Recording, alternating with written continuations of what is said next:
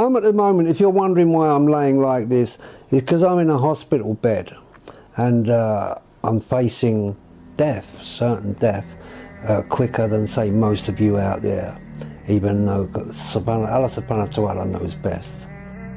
This is our brother Peter Chatfield, a British man. He converted to Islam and practiced it for 15 years. He was hospitalized with spinal cancer, which left him paralyzed from the chest down.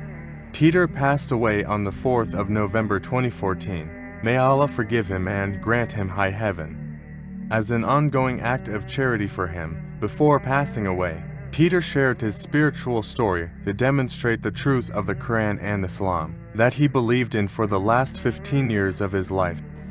15 years ago, I picked up a book called the Quran, and I opened it and I started to read it. What I realized was that the Quran was a way of life.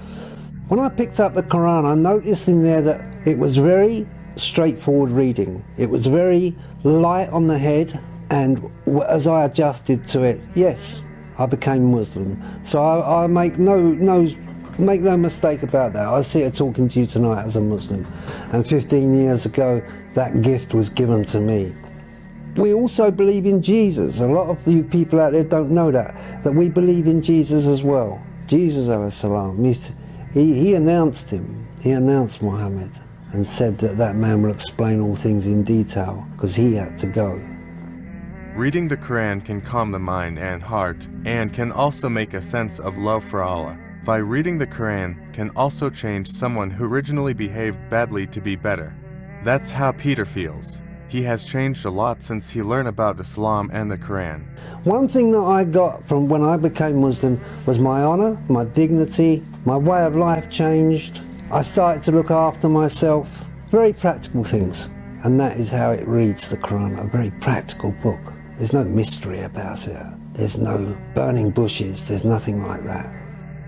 Before he learned about Islam, Peter had a disparaging view of Muslims. This was because he was ignorant at the time. But after he converted to Islam, he apologized to all Muslims who had been offended by his behavior.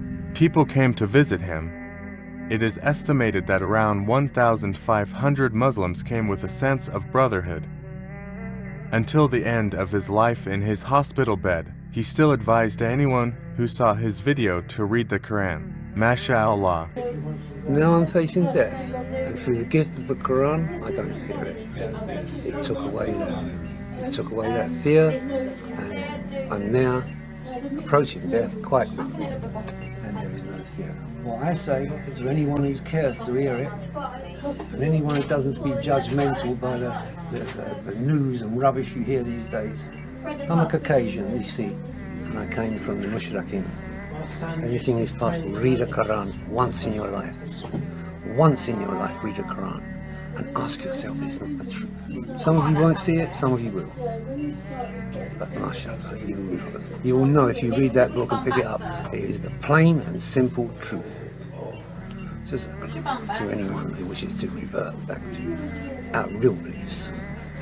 May his good intentions be rewarded by Allah. There is no better way than to invite the truth. That's all for today's video. Hopefully, it will inspire many people. Go back to the Quran, because all the answers to your questions are there. Don't hesitate. Open the Quran and read it. Thanks for watching.